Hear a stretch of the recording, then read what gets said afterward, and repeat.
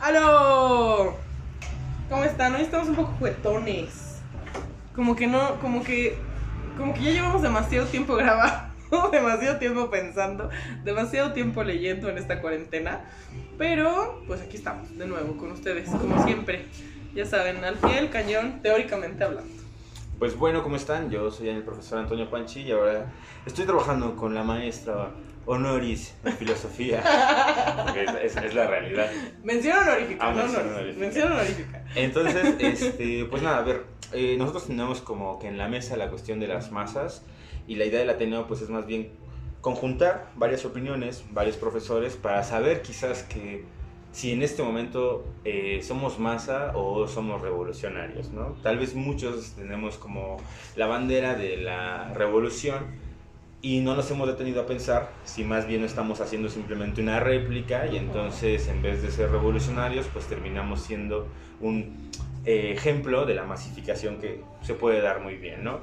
Con Lilia lo vamos a abordar, por ejemplo, desde el psicoanálisis. Tal vez al principio hablamos de tótem y tabú basados en el texto y en realidad ese era el pretexto para juntarnos hoy, aunque sinceramente hemos estado jugando hasta con nuestro auditorio y Sí, acá.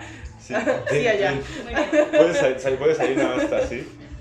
Además hoy tenemos un público maravilloso. Claro, músicos que también estuvimos grabando durante horas. Sí, Aquí, wow, eso aquí está en el teatro. padrísimo. ¿A poco? Sí, grabamos Por lo de cápsulas artísticas y Con la cuarentena musicales. también eso, todos estamos A ver, trabajando. vengan, platíquenos un poco. Platíquenos de lo suyo. Pues No más que nosotros no les hagan somos luces. cantantes Sí. de ópera del Conservatorio Nacional. Wow. Ella es Anel, mezzo soprano, Así que sí. Nora, yo soy soprano. Gracias. Sí, Sí. Y pues estuvimos Ahí. también grabando un par de cosas para esta cuarentena, para no dejarlo sin arte, sin música, Así es. y algunas cápsulas informativas respecto a lo que vamos a presentar en los siguientes meses, ya que esperemos que todo vuelva a la normalidad. Alguna ópera por ahí, un oratorio, entonces pues los vamos a... Celebrando Beethoven Exactamente. este año. No, Es aquí de sí, su año. ya. Bueno, Qué entonces bonito. nos pueden Sí. compartir también como sus, no sé, sus redes para compartirlo de ahí o algo. Gracias. Claro que sí, mira, tenemos de hecho otros maestros aquí, vengan. Qué genial. Psicoanalistas Qué que padre. nos están teniendo de público, ya que estamos ahorita habituados a la cámara. Vengan, es en Creo serio. que este es Vamos el a mejor ayudar atelier a- virtual que a- hemos sí. tenido. Literalmente. Nunca habíamos tenido Hola. tanto público. Nunca Maestra habíamos tenido Claudia, tanto soprano, público. maestro Mucho Israel, gusto. tenor. Asómate, mi amor, tres. Hola. Genial. Pues sí. Pues más bien ustedes pregunten, ¿en qué podemos? Ay, las redes. Pues Sí. pertenecemos al coro de la Orquesta Filarmónica, entonces en las redes de la OFIC podrán encontrar toda la información y pues ahí les esperamos cualquier cosa. Vale, si lo comparten, pónganle que se entraron por el Ateneo y Exactamente. sirve que hacemos como equipito ahí de que al final todos estamos preparando algo para la cuarentena, que no sea solamente atún. Es correcto. ¿No? Entonces, Y papel de baño. papel de baño. Pero bueno, muchas gracias. Qué bueno que- No, de que gracias a ustedes. Vamos a seguir. Gracias. Qué padre. Y justo la música es una de las especificaciones que podríamos encontrar en el ser civilizado para vivir, ¿no? En este nuevo mundo contemporáneo, masificado, social y ahora en aislamiento. Bueno, de hecho tendríamos que... A ver, la filosofía tiene como que la intención no solamente de cuestionarse por todo, ¿no? Sino de cuestionarse cuando uno mismo está cuestionando las cosas. Es decir, Exactamente. valorar cuando uno mismo está haciendo un proceso de reflexión. Esto implicaría lo siguiente. Nosotros estamos fungiendo como un Ateneo y dándoles clases a ustedes, etcétera, pero al final pues no solo somos nosotros, ¿no? Hay muchas personas que están replicando pues esto desde sus áreas personales.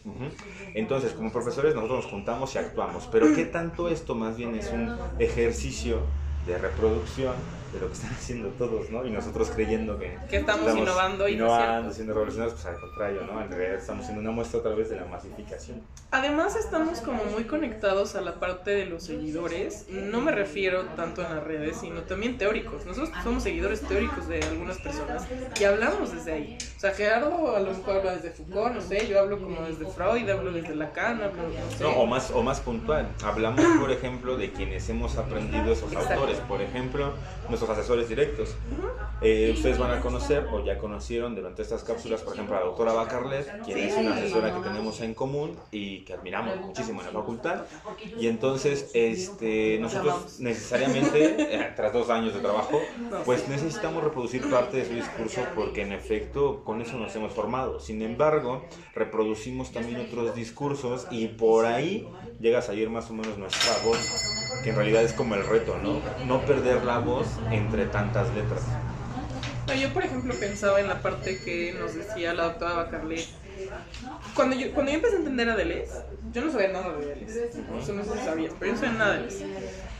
No puedo decir que soy experta en Deleuze, pero pues tengo una tesis de Deleuze y ella nos ayudó mucho como a construir esto. Creo que a Gerardo también le ayuda mucho a construir la parte en la cual hablamos desde lo social. Ella es socióloga, ¿no? Sí. Entonces, claro que cada quien también va a hablar de sus carreras. A mí me decían en filosofía, Lilia, haz a un lado el psicoanálisis, haz a un lado la psicología y verás que vas a encontrar la filosofía. No se puede, ¿no? O sea, creo que a un punto al que a veces llegamos podemos empezar a trabajar un poco de O filosofía. bueno, podrías decir que hasta ahorita no lo has logrado. Bueno, también. Sí, o quién sabe. porque no, a ver, ¿no? ¿cuál es la trampa de la filosofía, no? La filosofía nos va a poner ciertas cuestiones inacabables. Entonces, por Sí. ejemplo, en filosofía no podríamos Infinitas. concluir, ¿no? Tendríamos que decir para no concluir o abrir como cuestiones, porque la filosofía se cierra con preguntas, pero vaya paradoja. Cerrarse con preguntas implica una línea nueva de seguimiento que tenemos que agotar igual y que cuando la completemos se va a quedar en una pregunta igual, pero de repente uno va a decir, bueno, y si no hay respuestas, entonces ¿para qué lo hacemos? El camino para llegar a esa nueva pregunta está lleno de respuestas, pero siempre es mantener la cuestión crítica para decir, ¿y qué puede seguir? Entonces, quizás hasta esta etapa hemos concebido ciertas cosas de la filosofía, nos hemos apropiado de algunas, pero lo más consciente sería decir, pero no sabemos qué va a pasar después. Capaz que lo que hemos hecho hasta ahorita es nada. Ahora, ¿y si esos cuestionamientos no llevan a nada en realidad? O sea, también vamos a ponernos un poco nihilistas. ¿Y si esto no sirve de nada? No, yo creo que más bien tendríamos que aceptar que en efecto no van a servir. Bye, chicos. ¡Chao! Se cuidan. Estamos en todos. Igual. Gracias. ¿Cómo se llama su página? Ateneo 2.0. O me pueden buscar como, bueno, Lilia Love. Lilia Love o lilia.love.5 en Instagram. Lilia Love. Lilia Love. Y ahí ya le vamos compartiendo y de ahí nos jalamos los links. Ahora, Más fácil. Exactamente. Chao. Bye. Recuerden Lilia Love. Lilia.love.5. Entonces, a ver, la cuestión es esta. En la filosofía nosotros lo que pedimos de repente o que exigimos desde otras áreas, el conocimiento, por ejemplo, la mía que es criminología, cuando yo les digo que voy a hacer filosofía, lo que me piden es, ok, pero queremos que funcione. Entonces, un efecto masivo son nuestras intenciones y nuestros fines en esta vida. Y entonces uno de ellos es que lo que vamos a hacer produzca en nuestra vida o en la vida de los demás. Es decir, que genere un beneficio y muchas veces eso lo vemos aterrizado en materialidad. A la filosofía no tendríamos que cuestionarle ese tipo de utilidad, Claro. porque en efecto vamos a decir, y si no llegamos a nada, la filosofía te va a decir, pues es que es cierto, ¿no? O sea, no vamos a llegar a nada, ¿no? Hay también ideas mucho sobre el absurdo, etc. Y entonces, la cuestión es que tú, aún sin tener que llegar a algo en concreto, puedas seguir apostando por pensar y reflexionar y cuestionarte, aunque eso no te lleve a nada. Seguramente si tú lo tomas como, por ejemplo, para elegir la carrera, tu carrera profesional, y te dicen, pero esa carrera no te va a dar nada, quizás en un sentido útil lo que tendrás que decir es, bueno, elijo otra cosa, pero en un sentido personal, en un sentido existencial, la filosofía no se define, es una forma de vida. Y entonces, aunque no vaya nada, que seguramente lo es, uno tendría que entrarle a la filosofía aceptando que de entrada no va a encontrar nada. Y eso es muy difícil, yo creo, que de aceptar en estos días. Me parece que la funcionalidad de la filosofía tendría que ver con nosotros mismos. Porque no va a funcionar hasta que no funcione nosotros mismos. O sea, no quiero ser como el clichecito, ¿no? De hazlo en ti y entonces tendrás la vida eterna, ¿no? No se trata. Hoy, por ejemplo, cuando nos veíamos, yo llegué muy relajada y le decía a Gerardo, creo que estoy llegando muy tranquila, a pesar de todo esto, ¿no? Porque la consulta clínica, la verdad, lo que yo me encuentro todos los días, a todas horas. Obviamente estamos siguiendo todas las normas del Estado para estar pues con toda la seguridad del mundo atendiendo. Si alguien se siente mal, no atendemos. Si uno se siente mal, deja de atender. Esas serían las normas específicas para estar ahorita en la consulta. Tal vez nos vamos en línea, quién sabe, ¿no? Pero es bastante interesante escuchar en el consultorio cómo toda la gente está muy estresada, está preguntándose, está cuestionándose sobre estructuras preformadas. Y eso es lo que nos regala lo social. Lo social nos da una estructura en la cual prácticamente todo está bien o todo está bajo control. Es como una ilusión. Y es lo que nos está mostrando este tiempo. Freud por su parte, ya empezando como con el tema, Freud por su parte nos va a hablar como de la cuestión de la masa en un sentido muy particular. Él, a pesar de considerarlo como un psicoanalista de lo individual o como un psicólogo de lo individual, no del yo, ojo, porque es psicoanálisis ortodoxo. Y en ¿Por qué es psicoanálisis ortodoxo, diferente de lo individual del yo, por ejemplo? porque Freud considera el inconsciente.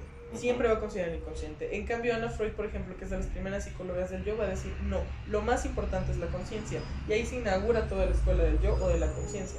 El psicólogo trabaja con la conciencia. El psicoanalista va a trabajar con el inconsciente. O sea, el psicoanalista trabaja con ese lado oscuro. Y el mismo Freud dijo, y ni crean que lo vamos a descubrir todo, o sea, hay algo que nunca vamos a saber. En ese nunca vamos a saber se inserta Jung. Y Jung se inserta con el inconsciente colectivo. Es una lindura. Porque Jung nos empieza a hablar sobre un inconsciente masificado, algo que todos vamos a tener en sí, que después con Deleuze y Guattari, yo después no entiendo como el inconsciente huérfano. El inconsciente huérfano es una estructura supeditada desde el inconsciente, que se va a estar alimentando del estado de lo social de la masa y va a pasar al inconsciente colectivo y después del inconsciente colectivo al inconsciente individual freudiano. Esto es una hermosura, la verdad. La psicología junguiana la hacen a un ladito los psicoanalistas ortodoxos, porque, bueno, además de que se pelea con Freud en uno de sus años, porque Jung tuvo relaciones sexuales con uno de sus pacientes. Eso fue lo que pasó. Exacto. Qué chisme. Ya lo dije. Vamos a borrar esa parte. No, ¿por qué? Eso también es historia del psicoanálisis. No podemos borrar, eso está de corrido, o sea, no tiene... es como que si nos van algunas palabras... Ustedes sí, ¿no? Editamos, ¿no? Y no editamos nada. No, de hecho la idea es justamente esto, ¿no? Que la plática vaya surgiendo, que al final sí hagamos como la experiencia de un café, que en realidad es lo que se va dando. Es más, ustedes no creerían cómo iniciamos hoy. Sí, no, en verdad estábamos pero jugando. Luego, para no salirnos del tema, pues de repente va a ser esto, ¿no? O sea, tenemos una línea, tenemos una plática y simplemente los hacemos partícipes de ella, ¿no? Exacto. Y obviamente lo que se juegan aquí son muchas cuestiones alrededor de la masa, pero desde aristas personales, ¿no? Y particulares. Entonces, por ejemplo, ahorita retomaríamos esto, ¿no? Ok, Jung se acostó con una de sus pacientes. Sí, Jung se acuesta con uno de sus pacientes y Freud no era su analista, Freud era su asesor de caso o su analista de control, ¿no? Esta es la figura que al psicoanalista pues está como atrás coacheando para ver que pues no tenga ciertos rollos transferenciales o contratransferenciales que afecten a tu caso, más de lo que ya afecta de por sí tu vida diaria, ¿no? A los pacientes. O a ti, ¿no? Los pacientes a ti. Entonces Jung llega a consulta y pues resulta que había estado con esta chica, que después se vuelve psicoanalista, por cierto, más chisme psicoanalítico, y ella termina yendo con Freud. Después de todo este rollito, y Freud cuando se entera sí le dice a Jung, mira, no es que te hayas acostado con alguien, o no es que te hayas acostado con uno de tus pacientes, porque finalmente el psicoanálisis está en pañales, y la transferencia se va a dar, es que me mentiste. Entonces Freud se enoja mucho con esta parte de que le mintió. Sin embargo, Freud tiene muchos rollos con la transferencia negativa, porque ya cuando alguien empieza a decirle que no le gusta algo, él de pronto se enoja y se va, ¿no? Un poco de lo que vamos a hablar con Fliess en el seminario de cartas de Freud a Fliess, porque Freud se enoja mucho con Fliess, por ejemplo, y también lo manda al demonio, ¿no? Spoilers alert. Lilia va a trabajar también, bueno, en realidad estaba programada un seminario presencial que Lilia va a estar llevando de unas cartas de Freud a Fliess. Exactamente, de las cartas de Freud a Fliess. Y entonces, por ejemplo, bueno, sabemos que los lugares van a estar cerrados, entonces quizás estas 2 primeras sesiones, porque iban a ser cada 15 días, pues tendrían que ser en línea y ya se tendrían que poner de acuerdo aquí con Lilia para que sigan sus redes y por ahí estén al tanto, ¿no? Sí, ahí también ya grabamos algunas cosas para eso, pero bueno, eso no es tan importante ahorita. Lo importante es como hablar de esta parte teórica en donde Freud se enoja mucho con la gente y no elabora la transferencia negativa. ¿Qué es lo que pasa con esto? Que hace lo mismo con los pacientes. Él te dice en análisis terminable e interminable, ten 5 años un paciente, mándalo a descansar 5 años, tenlo otra vez. Y mándalo a descansar cuando ya empiece a ponerse como fea la cosa, ¿no? Sí, porque en consulta se pone muy fea la cosa. O sea, los pacientes llegan y te dicen, te odio, me robas el dinero, no puede ser, no avanzo nada. O sea, ¿a dónde, señor? ¿No? ¿A dónde quiere avanzar? No, pues a mi vida. Y es como, se enojan mucho y esto es parte del análisis. La molestia. Cosa que no me estoy yendo por otro lado, porque la molestia masificada que se va a dar en estos días va a tener todo que ver con la agresividad del hombre. Veíamos un video del cual nos reíamos mucho, porque les digo que empezamos jugando. Y el video es de un chico que le pega, no una chica que le pega a un chico, luego el chico le pega de regreso. Están en una riña, están, digamos, Están hay una pelea. como Hay una pelea exactamente como que una fiesta, salieron de la casa, hay dos personas, se ve que está como peleándose, no sé, y una de la chica va y golpea a este chavo, ¿no? Entonces le pega. Y el chavo reacciona y le pega a ella, ¿no? Pero después como que se voltean a ver así como que, no, pero nosotros somos juntos. Y se terminan abrazando, ¿no? Y dicen, les voy a hacer igual un spoiler por ahí. No sé si han visto BoJack, que me la recomendó aquí mis ojitos. Sorry. Me está encantando. Yo no he podido separarme de BoJack. Así que para este tiempo de cuarentena vean BoJack. Bueno, no sé. Vean BoJack si están bien. Si no, no vean BoJack. Sí, es bueno ver BoJack, pero es mejor platicar de BoJack. Sí, es mucho. O sea, véanlo con alguien o si lo pueden platicar, porque al final es una serie muy existencial, ¿no? ¿Pero a dónde iba? Ni te había dicho, por cierto, esta parte. ¿Ubicas cuando el señor Peanut Butter está con Diane? Y se empiezan como a pelear, ellos son esposos, ya. Entonces empiezan como a pelear. Que se pelean y que terminan teniendo relaciones sexuales. Bueno, justamente es lo que no nos gusta ver del hombre, y esto es lo que el psicoanálisis sí va a trabajar. Los procesos de agresividad. Hay muchas parejas que necesitan esto. Vamos a empezar a hablar desde la individualidad, qué es lo que sucede. Eres tú en tu círculo, que es mucho de lo que va a pasar ahora, tú solo, y cómo la gente se empieza a volver loca consigo mismo. Ayer yo subí una cita mía que decía algo así como: el autoconocimiento es una adicción del hombre y la soledad tiene que ver con la pastillita que te vas a tomar para conocerte siendo un monstruo hermoso o un monstruo terrible, ¿no? O los dos. Y de vez en cuando, por cierto, ¿no? A veces podemos estar muy bien con nosotros mismos, a veces nos peleamos con nosotros mismos. Todos estos memes de estoy solo y ya me peleé conmigo, no me hablo, pues sí es cierto, claro que sí, porque tú mismo te molestas a veces y necesitas al otro. ¿En dónde te conoces? En el otro. ¿En dónde te reconoces también? En la ausencia. Estos son conceptos bastante interesantes. Entonces, el hombre, para conocer su individualidad, va a necesitar la soledad. Pero para conocer su vinculación, lo primero que va a necesitar es una pareja. Lo segundo que va a necesitar tal vez es una familia. O todo lo que te va a vincular con el otro. Esto, por ejemplo, ¿no? Así, aquí estamos en un proceso de vinculación en donde Gerardo va a tener algunas preguntas, yo voy a tener otras sobre él. Y entonces nos estamos vinculando. Y ese proceso de vinculación va a hacer que surjan dudas. Uno va al kinder bien bonito, ¿no? Con sus sándwich de jamón, y otro niño va a decir, guácala, en mi casa no comemos jamón, si ubicas que el jamón viene de un cerdo, qué asco, ¿no? ¿Cómo te estás comiendo eso? Te estás comiendo un animalito. Pues sí, estas son las cosas que van a surgir en cuanto estamos en sociedad o en comunidad. ¿Qué es lo que va a pasar ahora con la masa? Porque, ojo, la masa no es ni comunitaria, ni pareja, ni social, ¿ok? Lo social es esto también, es vincularse de una forma, pues a lo mejor agresiva o no agresiva, o no sé. Esto sería algo social, 100%, estamos controlados y civilizados. Y es donde entramos con Totem y Tabú 2. ¿Se acuerdan que yo les dije que les guardaba un secretito para la segunda? Bueno, pues ahí les va el secretito. Este es el premio por haberse quedado todos los videos. Por haber aguantado al coro de la filarmónica. A los cantantes de ópera, ¿no? Ahí les va. Freud nos saca un textito. Nos dice una frasecita que nos corta todo el ser cuando la leemos. Por lo menos como psicólogos, yo cuando le dije Santa Madre del Amor Hermoso. Todo el texto de Totem y Tabú lo lleva hacia la obsesión. Y es muy interesante porque la estructura obsesiva es la más socialmente adaptable. Es decir, a nadie le cuesta trabajo estar con alguien limpio, ordenado, que llega puntual, que es amable, que gusta de ti, que gusta complacerte, ¿no? Hasta cierto punto, que es agradable para el otro, que de hecho huele rico, que se baña mucho, que se lava las manos. O sea, más ahorita que estamos con el síntoma obsesivo, allá voy a ir. A nadie le va a molestar esto. De hecho, que si se queda en nuestra casa, hasta nos arregla la casa. No manchen, qué padre, ¿no? O sea, nos gusta, esto nos gusta. Pero siempre hay un pero, el gran pero, es que el obsesivo es el ser más civilizado de todos, según esto, ¿no? La histérica ya estaría un poquito más para allá, en la cuestión salvaje. Obviamente el fóbico también estaría como un poquito más para allá. Ni hablemos del psicótico, ni hablemos del perverso aquí. Vámonos para la neurosis. Este hombre obsesivo tan bello y tan maravilloso está normado por la ley social. ¿Y la ley social qué es? Que todo tiene que ser bueno y todo tiene que estar bien. Es la ley social. Y me tienen que querer. Y como me tienen que querer, tengo que hacer cosas buenas. El síntoma obsesivo organiza al hombre. Desde Freud, la organización tiene que ver con el orden, ¿ok? No el orden literal, sino el orden de tus ideas, de ti mismo. Entonces a veces hasta ordenar el cuarto nos ordena a nosotros. Cuando vemos todo limpio, como que sentimos cierta paz y cierta calma. Esto es importantísimo porque quiere decir que lo civilizado ordena, Y si lo civilizado ordena, también te frustra. Recuerden que la neurosis viene de la frustración. Mientras más frustración exista en el hombre, mayor va a ser la sintomatología que va a presentar. El obsesivo tiene mayor sintomatología, pero no la vemos porque es socialmente aceptada. Entonces, qué bonito limpiar, qué bonito todo, pero en realidad el obsesivo está acá sufriendo o pensando.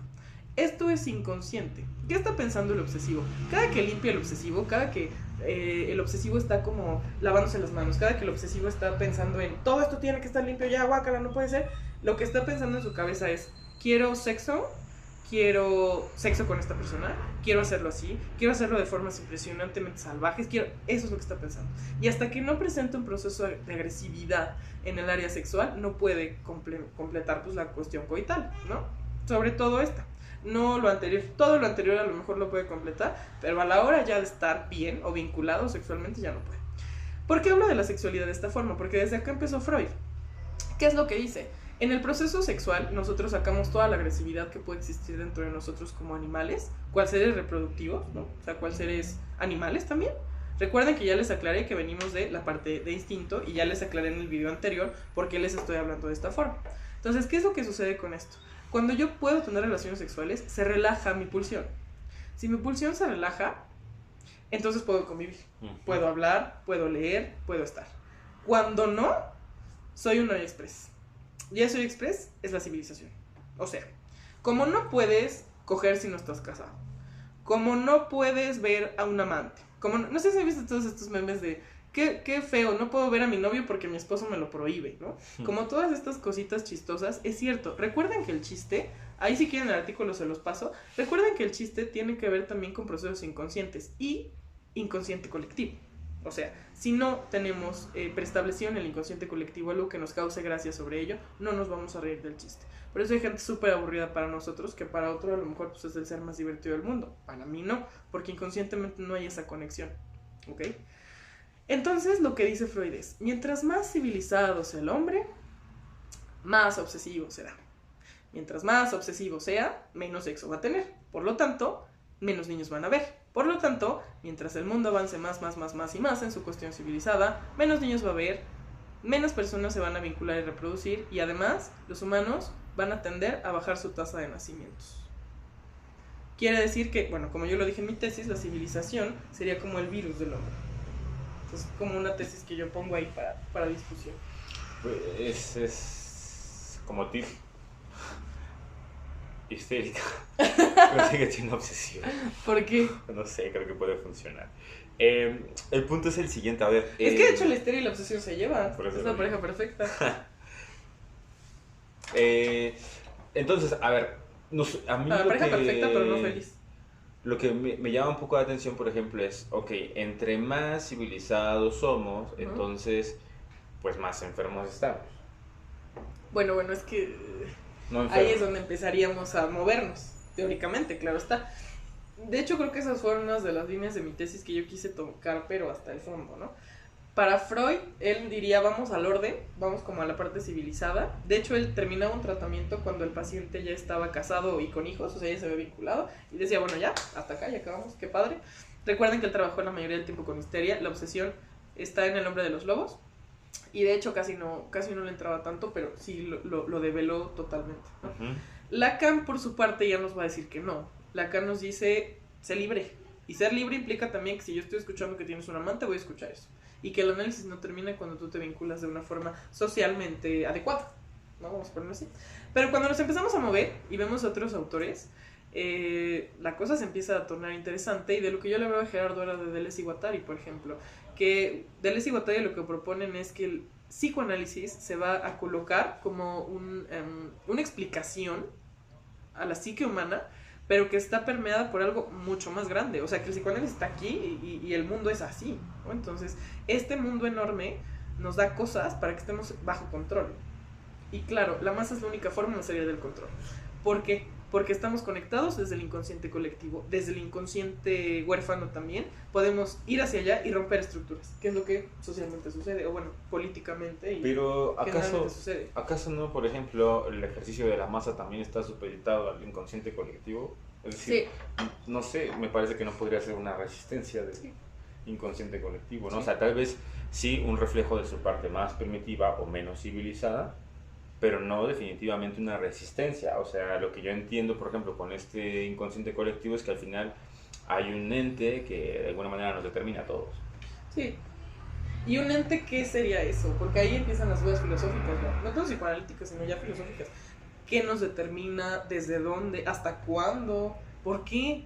¿Por qué vivimos así? No sé ustedes, pero yo sí a veces me levanto todos los días diciendo, bueno, ¿quién dijo? O ¿por qué tenemos que tomar café en una taza? ¿O por qué tenemos que tomar café? ¿O por qué tenemos que trabajar? O si ubican que estamos vivos, o sea, como estamos vivos por un periodo de tiempo alimentando un sistema económico, por ejemplo, tú te vas a morir, pero el sistema económico va a continuar. O sea, estas son dudas que a mí me surgen todos los días, como ¿por qué una tarjeta de crédito? ¿Por qué el dinero? El dinero al final solo es papel. No tiene un significado, pero se lo damos. Lo catectizamos a la cuestión económica. Bueno, a ver, hay que ver que también nosotros no nacemos como en la nada, ¿no? O sea, nosotros nacemos en circunstancias, ¿no? O de posibilidad que de alguna manera ya determinan lo que va a pasar con nosotros. Por ejemplo, nacemos en un contexto donde ya se habla español, en donde ya se maneja cierto tipo de moneda, en donde ya hay una idea de la vida, ¿no? No sé. Pero la cuestión es que, por ejemplo, si nosotros decimos ahorita que el orden es la cuestión de la civilización y entonces que nosotros nos vemos como privados de lo que somos por formar parte de la civilización, ¿sí? Tendríamos que hacer la siguiente cuestión, pero entonces el orden no es necesario. Lo resumiste súper bien, me encantó. Sí. Yo dudaría eso. ¿De que el orden es necesario? Porque, a ver, el lenguaje, por ejemplo, nos ordena y el lenguaje nos posibilita tener esta conversación contigo, aunque tú estés del otro lado, y entonces como de alguna manera estamos hablando, aunque sea en español, pues es factible que tú nos sigas, ¿no? Pero por ejemplo, que cada quien esté aquí hablando así, haciendo muecas, y tú hablas en francés, y yo hablo en italiano, y tú quieres escuchar en chino, entonces no va a haber ninguna comunicación. Pero ojo, una cosa es lo que se dice, y otra cosa es lo que se está entendiendo allá. Bueno, o sea, también el lenguaje comunica. Recuerda que Foucault dice que el único lenguaje es el sexo, ¿no? Yo no lo he leído así. Sí, pero igual luego les digo, sí, lo vi. ¿Por qué? Porque es un tipo de vinculación distinta. Entonces, el tipo de vinculación que vamos a tener en sentido del lenguaje también tiene que ver con la comunicación. La teoría, por ejemplo, mentalista en la psicología nos dice que por eso el chico con autismo o la persona que padece ciertos trastornos no entiende lo que sucede en su contexto social. Para Deleuze y Guattari, la psicosis es lo que va a salvar al mundo, ¿no? Como el psicótico es el único que va ahí a gritar, a decir, no, ¿por qué esto? ¿Por qué el otro? Y el psicótico te lo dice, estoy loco, no tonto, ¿no? Pues sí. Ahora, esas serían las preguntas. ¿Necesitamos orden? Pues, ¿qué no han visto? O sea, voltemos a nuestro alrededor y creo que las personas más civilizadas son las que más pierden los estribos en cuestiones de emergencia. O no. O la persona más fuerte. O a ver, vamos a ponerlo así. Vamos a suponer que regresamos a un mundo salvaje. No dejen de leer, por ejemplo, L'Homo Videns, de Sartori. O sea, me parece que L'Homo Videns es un gran ejemplo de hacia dónde va nuestra sociedad civilizada. O sea, es súper interesante. ¿Por qué? Porque vamos a ponernos en un contexto sin tecnología, sin electricidad, sin casa, sin sociedad, y ahí tú solito. Claro que no ganas, porque ya no estamos alimentando ni la fuerza espiritual, ni la fuerza física. O sea, las uñas las traemos las mujeres pintadas, los hombres cortas. No estamos alimentando nuestro proceso agresivo. Y mientras menos alimentemos lo agresivo, más cosas agresivas van a seguir pasando. Bueno, yo más bien pondría el ejemplo de Dr. Jekyll y Mr. Hyde, ¿no? Que es más bien efectivamente este cuento de un doctor que lo que inventa es una pócima para poder transformarse en un demonio, ¿no? Entonces lo que dice es que descubre que él goza siendo, por ejemplo, esta parte del demonio, ¿no? Por un lado, el doctor que conocemos es todo civilizado, todo ejemplar y todo el mundo quiere ser como él, ¿no? Ahí estaría el síntoma obsesivo. Muy posicionado, ¿no? Pero cuando bebe la pócima y se convierte en otro demonio, pues es un tipo agachado, pequeño, rudo y que va y que puede hacerle daño. De hecho, creo que se choca con una niña caminando en la banqueta y pues la avienta y todo el mundo se mortifica porque pues aventó a la niña, ¿no? Es muy violento el acto. Y después, de hecho, va a matar creo que a un tipo también a bastonazos. Pero lo que se da cuenta, por ejemplo, de Dr. Jekyll es que dice que cuando es Mr. Hyde, es decir, cuando es este demonio, en realidad es flaco, pequeño y débil. Y cuando es el Dr. Jekyll, pues es como más fuerte y así. ¿Pero en qué sentido? En que él ha experimentado mucho su parte civilizada y la ha, digamos, la conoce y sabe, digamos, cómo lidiar con ella, pero no pasa lo mismo con su parte más demoníaca, ¿no? Es decir, este otro lado, que también nos es natural, lo diría ahí, Totalmente. no nos permitimos, por ejemplo, trabajarlo o vivirlo, y entonces, en razón de que no nos permitimos hacerlo, cuando tenemos la opción de hacerlo, pues nos volvemos locos, ¿no? Exactamente. Wow. Pero entonces, tendríamos que decir que también la masa es útil para quebrantar lo que hasta ahorita hemos conocido dado por cierto. Sí, sería un acto revolucionario, totalmente. Nada más que tengamos cuidado en esto. Sí empieza como un acto revolucionario, pero lo que hemos estado viendo es que las masas o los efectos de las masas es que de entrada tienen que ser instantáneas, no tienen como un plan en sí, tienen sí elementos que los predisponen a los sujetos a formar parte de ella y se da y explota. No hay un plan, cuando una masa estalla. Pero después lo que se hace es que esta constancia sobre la misma masa o sobre el mismo grupo empieza a generar como cuestiones políticas porque se empieza a dirigir sobre ciertos intereses. Entonces empieza a ser un grupo hermético, cerrado, excluyente, y entonces va a decir vamos a trabajar así, pero ya perdió entonces su fuerza como masa. Y además, ¿qué es lo revolucionario? O sea, ¿qué es la revolución? Yo creo que también eso es interesante aclararlo. No se trata de, vamos y matemos a la gente, ¿no? O sea, no. Lo revolucionario implica que se observa un algo que puede ser cambiado. O sea, se observan cosas. Ahorita con el desastre que está sucediendo, ¿qué se está observando? Cuestión de leyes laborales, cuestión de personas indigentes, indígenas. O sea, ¿qué rollo con esto? ¿Y qué va a pasar con la gente que no recibe un salario fijo y que, por ejemplo, está en las calles vendiendo cosas? Que creo que todos hemos visto eso en Facebook ahorita, ¿no? Como todos esos memes de o imágenes de, bueno, ¿ellos qué van a hacer? Pues sí, pero es que están ahí todo el tiempo, pero no los vemos. Bueno, a ver, ahora estaríamos hablando, por ejemplo, de esta contingencia, ¿no? Hay muchas personas que quizás tienen un poco como su sueldo asegurado, aunque puedan estar en casa, o tienen un respaldo económico que les puede solventar muy bien estas partes, ¿no? Se llegaron a dar, por ejemplo, huelgas de profesores en algunas otras universidades, por ejemplo, en la metropolitana, y lo que hace la gente que tenía dinero es, ¿sabes qué? En lo que se arreglan estos, yo me voy a Europa, cuando se resuelva todo, ya regreso vengo y sigo trabajando. Obviamente no estaban pagando durante esos periodos. En este caso, por ejemplo, la universidad se dio un paro y bueno, al menos sabemos que los profesores seguirían recibiendo como que su dinero. ¿Nos puedes dar otro Chemex, por favor? ¿Está bien? Sí, sí está bien. Entonces, por ejemplo, estas personas que no que siguen recibiendo su pago, pues bueno, de alguna manera dicen, puedo librarlo. Pero quizás el común de las personas lo que van a hacer es vivir de lo que generan al día. Sí. Y en este momento, cuando la situación se para totalmente, ¿de dónde demonios vamos a sobrevivir? Y también lo interesante está, ¿qué pasa cuando el hombre pierde todo lo que lo ata al orden? Ok. No, eso... Sí, pero lo podemos responder, por ejemplo, desde un texto que se llama Cartucho, de Nelly Campobello. ¿Cuál es esto y por qué estamos hablando justamente de la revolución? Porque al final nos dice ella, ¿cuál es el perfil de la persona que se va a ir a la revolución? El mismo que tú tienes como estudiante y como joven. No tienes nada que perder.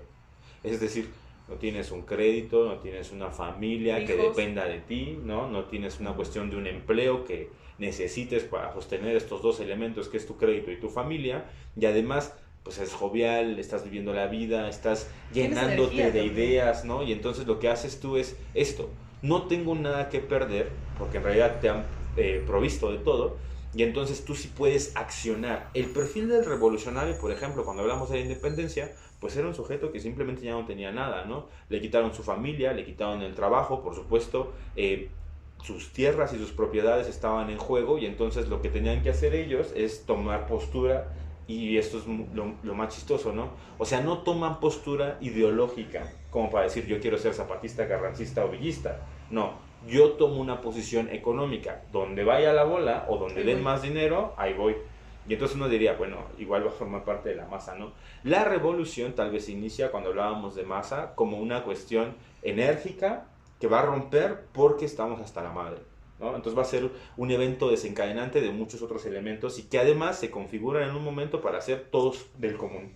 Pero esto, a ver, va a explotar un momento, y esto es como la alegría o la tristeza. Uno no es feliz, uno está feliz. O uno no es alegre, ¿no? O está alegre. Y entonces esto obviamente va a acabar. Uno no es deprimido, está deprimido. Y esperen, para cerrar el punto, sería más bien nosotros, por ejemplo, hay ciertas acciones que van a suceder, pero que van a terminar. Esta vorágine que implica la masa de acción también va a terminar, ¿me explico? Y ya después es cuando se utiliza la masificación como se politiza, ¿no? Y ya toma como que ciertos fines y factores ahí como muy específicos. Entonces, la masa va a servir para romper, pero no podríamos olvidar que la masa no siempre va a ser lo mismo, ¿no? O sea, no podríamos seguir justificando la marcha de estos últimos días con la marcha de noviembre del año pasado. No, pero es que esto está interesantísimo porque tiene que ver con una no conciencia del hombre de sí mismo. Ajá. Ahí sí, y ahí sí es donde entramos nosotros. Okay. Lo estaba pensando justo, así se me vino, porque hoy salí de análisis y yo pensaba que estaba muy relajada. Uh-huh. O sea, y yo me cuestiono como, ¿por qué estoy tan relajada? Yo decía, bueno, gracias al cielo mis 9 años de análisis han servido de algo. ¿De qué? De que uno ya sabe qué es. O sea, hay cosas que no vas a controlar, ni hoy, ni mañana, ni pasado. Y eso es el novio, el que te dice que sí, el que te dice que no, tu mamá, tu papá. Porque a eso nos vamos a enfrentar ahora, a escenarios en donde está mucha gente a nuestro alrededor y nosotros no controlamos eso. Eso es lo que le da miedo al hombre, cuando ya no controla esa parte de sí. O sea, yo estoy hablando como de factores externos, pero esa parte de sí, enfermarse, lo de la marcha, ¿no? Cómo entramos en una cuestión masificada y de pronto vemos grupos que empiezan a convertirse en algo más, cual si fuera un pulpo, ¿no? Uh-huh. Y empiezan a volverse sumamente agresivos. Sí, pero todos los que están atrás vienen juntos, ¿eh? O sea, la masa, desde la psicología, es un ente propio y que tiene conciencia propia, no es un individuo, ni hay un líder en la masa es la masa. Y qué interesante el fenómeno de la masificación, porque entonces vemos cómo la naturaleza humana sale invariablemente. ¿Qué es lo que sucede en la actualidad? Que no hay una conciencia, hoy más que nunca, no hay una conciencia de tu naturaleza humana. Tú eres lindo, eres buena onda, ayudas a todos, claro que no, hay una parte de ti súper egoísta. Por ejemplo, en la cuestión narcisista en Freud siempre estamos viendo cómo el sujeto narcisista, depresivo, a veces más narcisista que el otro. O sea, es que yo hago súper mal todo. O sea, a mí me va súper mal en la vida, todo está mal. ¿Pero por qué todo está mal? Porque tus estándares están aquí y ya te está yendo aquí. Eres súper narcisista. Yo debería de tener todo eso. No, pero además, tal vez el común de los estándares, pon otra vez tu ejemplo, puede estar acá. Sí, o sea, a ti te puede ir mucho mejor aquí que las otras personas. Uh-huh. Vas acá, ¿no? Tú vas acá, pero como no estás acá, dices, la vida es una mierda. Sí, exactamente. ¿No? Y como no estoy acá también, eso que dices tú de ser feliz, estar feliz, o sea, claro que sí. La gente además se compra la felicidad. Mientras yo menos vea, mejor. Uh-huh. O sea, mientras menos vea sobre estos procesos, mientras menos sepa de mí, mejor. Y ahorita como que a fuerza vas a saber de ti. ¿A fuerza en dónde? Pues en tu casa, en lo que vas a estar pensando, en los procesos que vas a ver, estar viendo todo el día en Facebook cosas, ¿no? ¿Qué es lo que está haciendo la gente? Facebook es también un lugar donde podemos encontrar, no sé si la masa como tal, ahora me lo cuestiono, pero sí podemos encontrar lo social. Bueno, hay una cuestión. Tendríamos que ver, por ejemplo, o estudiar la masa como una irrupción y un movimiento de algún momento, como un instantáneo, y el otro, la cuestión de la persona como masificada, ¿no? O más bien lo que encontramos ¿existe? En Facebook es más bien la alienación.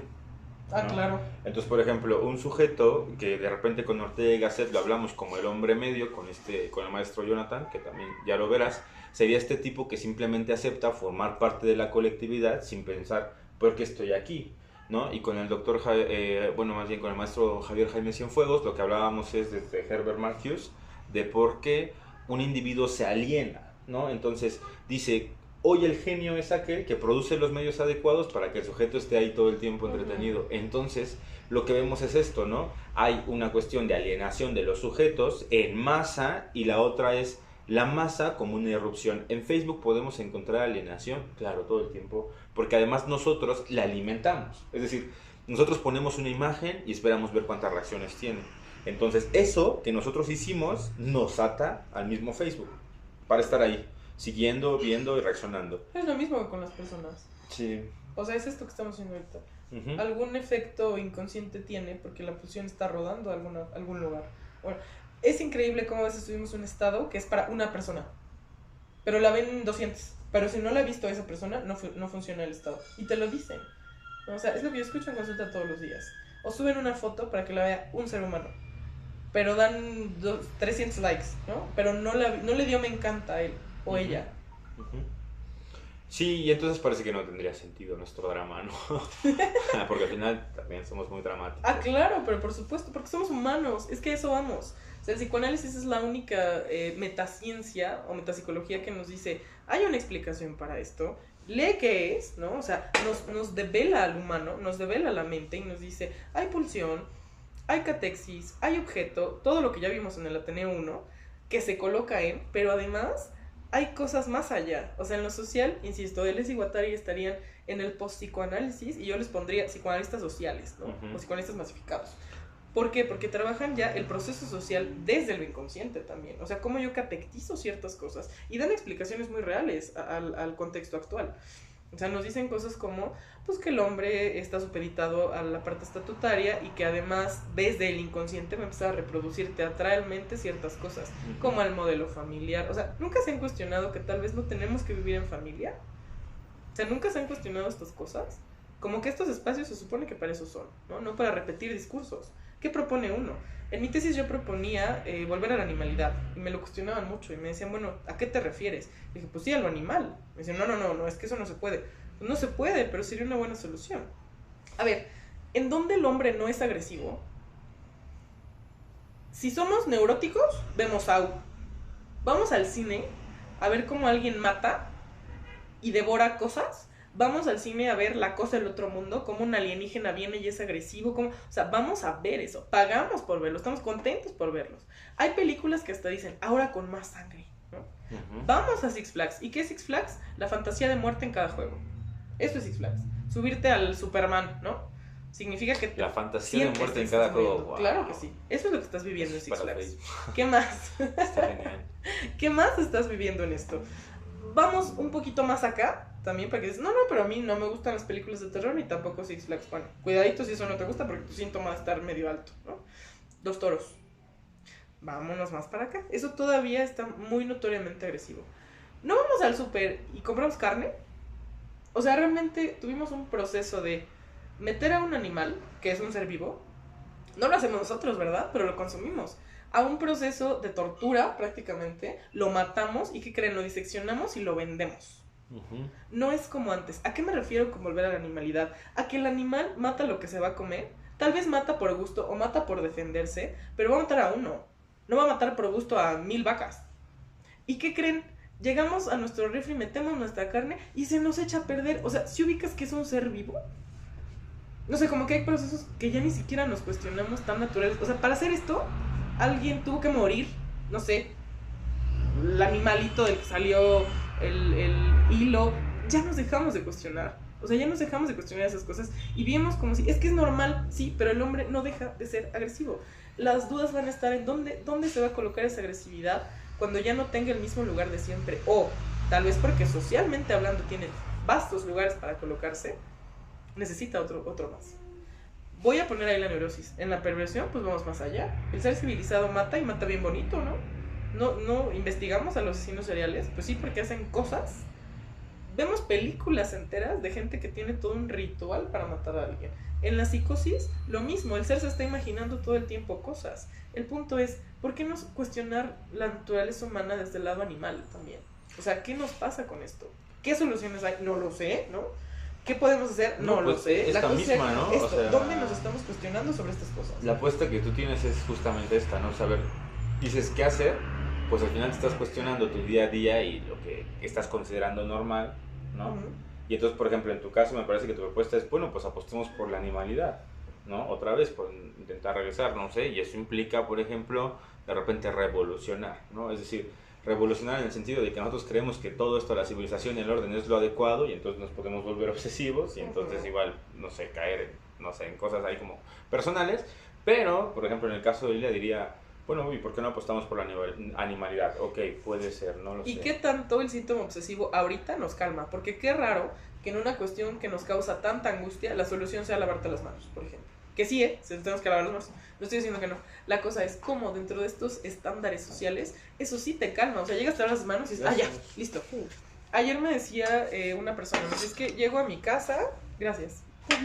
Ay, miren qué rico, justo que vamos a tener que estar esa tacita. Gracias. Gracias. Llego a mi casa me quito la ropa, me baño y hasta después saludo, ¿no? ¿Y qué tanto eso nos quita la idea de muerte? Porque, perdone, de todos modos te vas a morir.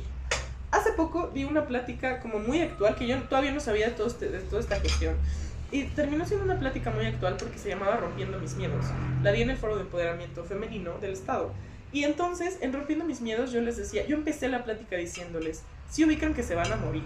O sea, siempre esperamos esa cuestión del ir al hospital y que nos digan, tiene 5 días de vida, ¿no? Tiene 1 mes de vida, tiene... Bueno, te vas a morir, ¿eh? O sea, tienes no sé cuántos días de vida. Ni yo, ni él, ni nadie de nosotros sabemos. Entonces estos procesos solo nos recuerdan ese proceso de muerte. Pero ¿qué crees? Cuando lo recuerdas, empiezas a hacer cosas, y cosas diferentes. Por eso la masa cobra sentido. Porque si me voy a morir, ¿qué sentido tiene este mundo? Y es también cuando la filosofía cobra sentido. De repente acá, por ejemplo, y ya tendremos que empezar a cerrar porque ya se vamos acabó. a ser como la hora. Los tiempos de televisión son carísimos, ¿no? Carísimos. Pero hoy tuvimos todo, hasta patrocinadores, sí, no, invitados. Qué bárbaro. Filosofía, psicoanálisis, ópera, música. Al final la intención de nosotros es que tenemos un eje en cuestión que sería como la masa, pero dejamos que esto de alguna manera fluya y te hacemos partícipe un poquito de lo que sería un diálogo, yo creo que común entre nosotros, los profesores con los que estamos o nos involucramos. Son diálogos que agradecemos mucho porque normalmente ya no tenemos los espacios o los amigos con quien lo podemos hacer o los tiempos para poder hacerlo. Y ahorita, por ejemplo, a lo mejor por lo mismo de la contingencia estamos hasta en calma como para poder hacerlo y tomarlo así. Al final nosotros lo que estamos haciendo es tratando de develar, ¿no?, qué es lo que hay alrededor de la masa desde distintas aristas. Esto es muy enriquecedor porque cada maestro tiene su postura, tiene sus elementos, y eso es justo, ¿no? O sea, que a partir de la diferencia podamos lograr un diálogo que busque construir, ¿no? Ya dentro de todas las posturas que has conocido, pues seguramente te podrás identificar con unos, con otros, etcétera, pero de eso se trata, ¿no? De que al final tomes postura tú, ¿no? O deja de tomar postura, cuestionarse también. Claro. Ahora, yo sí creo que una de las cosas, por lo menos en lo personal a lo que apuesto, es al análisis. Ir a un psicoanálisis no resuelve tu vida, pero sí te deja un poco más tranquilo contigo mismo. Sí sabes por lo menos hasta dónde puedes llegar. O sea, la masa también es actinosa. O sea, ¿en qué sentido? En que va a hacer cosas por actinado. Va a hacer cosas que la van a llevar a destruir, a matar. ¿Por qué no? Lo hemos visto en procesos anteriores. A matar, a violentar. Y perdón, pero eso también es la naturaleza humana. Estamos muy enfocados a ver lo humano como lo bueno. Y eso es moral, ¿eh? No, lo humano es lo que está ahí, pulsional. Entonces, pues a ver a dónde llegamos con todo esto. Para mí fue un gusto estar con ustedes como siempre. Siempre voy a estar participando en estos espacios. Me pongo a sus órdenes por cualquier cosa que necesiten en esta contingencia. No solo físicamente, porque a lo mejor no nos vamos a poder ver, pero pues igual virtualmente o por teléfono. Porque vamos a sentir un poquito de ansiedad en estos procesos. Ojalá no. Ojalá tomemos este tiempo, yo insisto, para leer, para hacer cosas, para estar en casa. Hagan rutinas, eso nos va a ayudar muchísimo en casa. Hacer rutinas como de tal a tal hora hago esto, de tal a tal hora hago el otro.